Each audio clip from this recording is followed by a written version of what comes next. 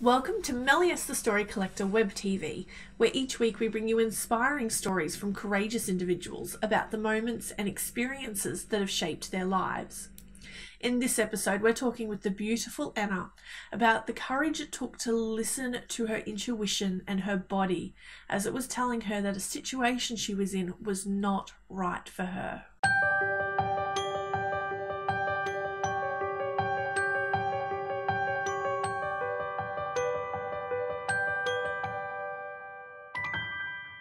It's a really important step for me moving forward.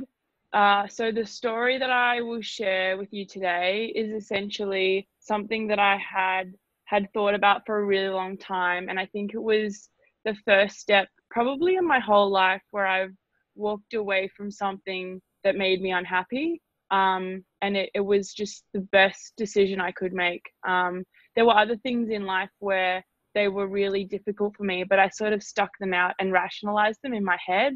So, am I allowed to share what the story kind of is, Oh, like the definitely, topic of definitely. it, or? Yeah, go Yeah, for it. I'd yeah, love to hear the perfect. story. Oh, awesome. Yeah. So essentially it's, I'll be talking about, leaving a job that wasn't good for me.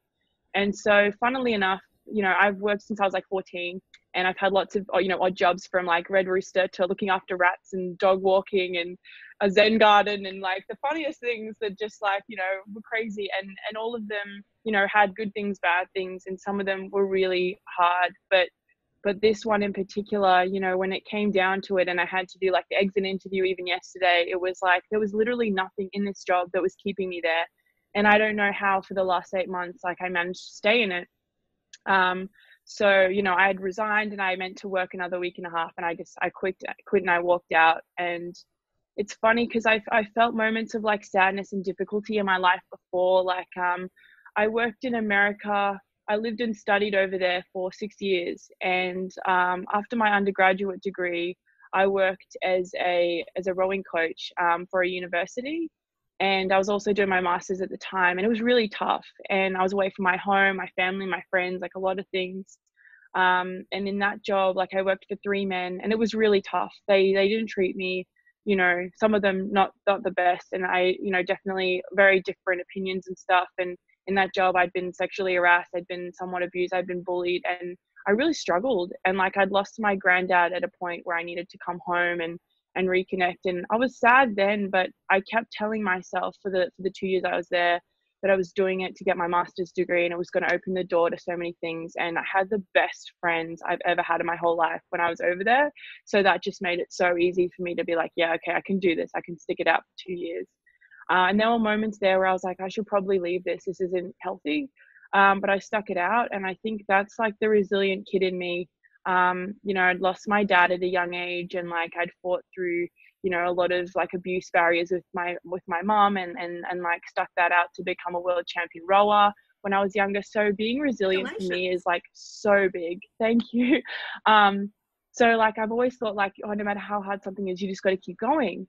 And so it was so against the grain for me to be like, no, this job's too much, I need to leave. But so the last 8 months I'd been there, I ran marathon. I ran my first marathon last year, and like running, and I'd start my own business. I'd just gotten so busy that I'd forgotten how I actually felt and what was right for me. So yeah, about 6 months in, I started, like, I've been with my boyfriend now for a year, and he does fly in, fly out, and I'd see him and I'd always cry, and I'd always blame him for, like, oh, you're away, and so that's why I'm sad. And I just thought like, why is it that I'm sad? This is weird. And I guess it was like, the months went by, and I just felt this huge disconnect.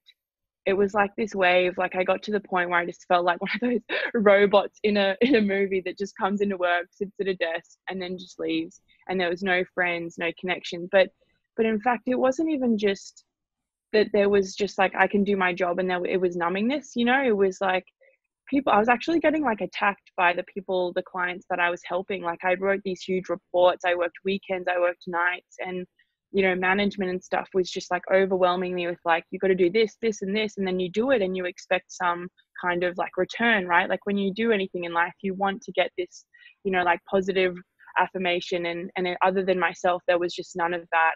there was no support, there was no debriefing. And yeah, it just got to the point where I'd come home every day and I'd be crying, and I wasn't sleeping. Like, I'd lie in bed at night and I'm like, okay, I'm tired, like, it's time to go to bed now, like, come on. And it just was like, you know, it was, and I just felt so hollow, and it was weird. And then, yeah, and then up to this point, I've been looking for work, and then I found something, and I was like, okay, I'll give a month's notice.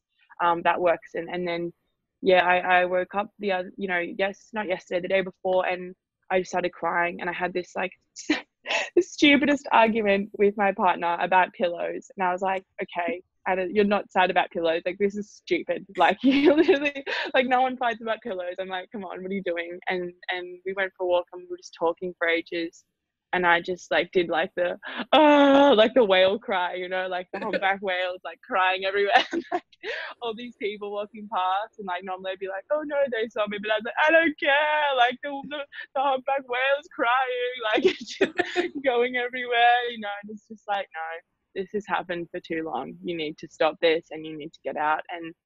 And it was just empowering to make that decision. And then the night before, I could sleep, and then the morning I woke up and I knew what I had to do. And it was like, have this exit interview, and then go forward with your life, and realize that nothing in your life is going to, you know, be about anyone else, or nothing's going to make you happy, but you have to do this for yourself, because you need to be happy. And like, it doesn't matter how much, you know, money or what job you have, or, you know, you have the best partner or the best friends. If you don't make choices that make you happy in life, or you don't do things that are right for you, then it's just like, your life is just, you are stuck.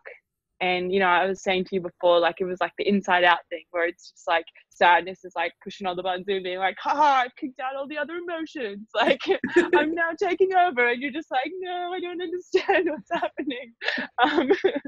So yeah, it was yeah, it's an interesting time. But I think it's crazy. Like, yeah, I think I said, like, the doctor, you know, was asking me yesterday when I went to see her for a medical certificate, like, are you sure it's just a job? And I'm like, yeah, because I never felt so happy when I walked out of there and didn't have to go back. Like, you don't feel those things if it's not real, you know. And I think being maybe it's a woman, or maybe it's just me as a person, like, it's like you've got the beach ball, right? Like the big plastic beach ball that you inflate and you throw around at the beach, and it's in the water, and you're pushing it down, and it gets to the point where you literally can't lie over it anymore, and it's like, you know, it's like bouncing up, and the waves are coming off it, and it's like, you need to listen to those things, you know. And I love that. And it's not to the point that it yeah it's I think I heard it before, you know, from like psychology that I studied or whatever, but it's so true. Like, I think we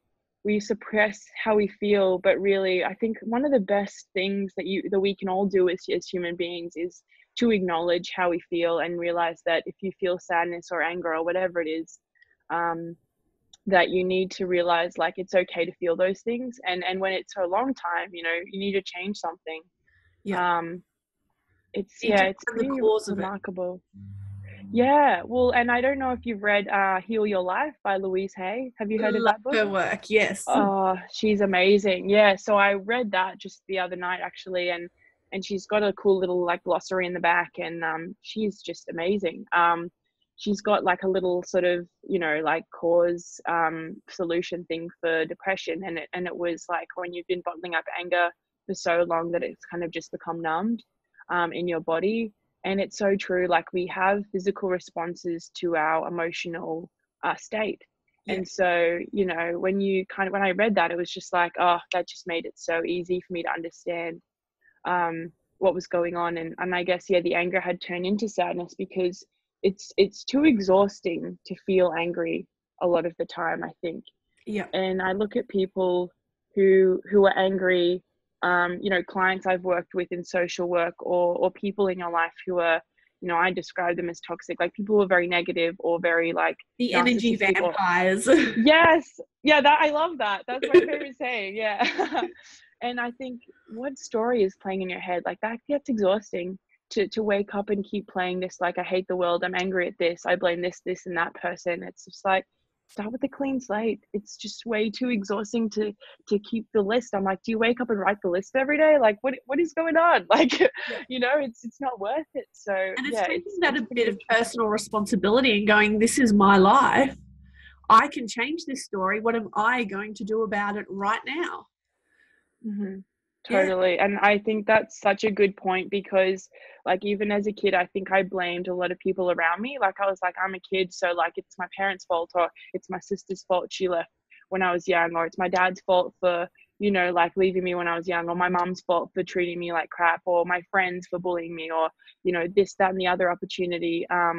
But no, it's all, you always have control. And I love stories about underdogs. I think that's like my favorite kind of story, because like I look at myself and I'm not, like perfect at anything, but especially like when I rode in school, and I did become, a world champion. It was like I got told I was like too short, no drive, not good enough for this, that, or the other, or even with school, I didn't have the best grades and I worked really hard. And it was hard to hear, like I had even one professor when I went to uni in America tell me like, oh, you need to go to special education because you don't understand like a book or something. And I'm like, no. And I have a master's degree and I'm proud of myself for like being who I am, and trying to still navigate the right path for myself, despite people will always tell you that you can't do something. And um, actually, I have a story in a story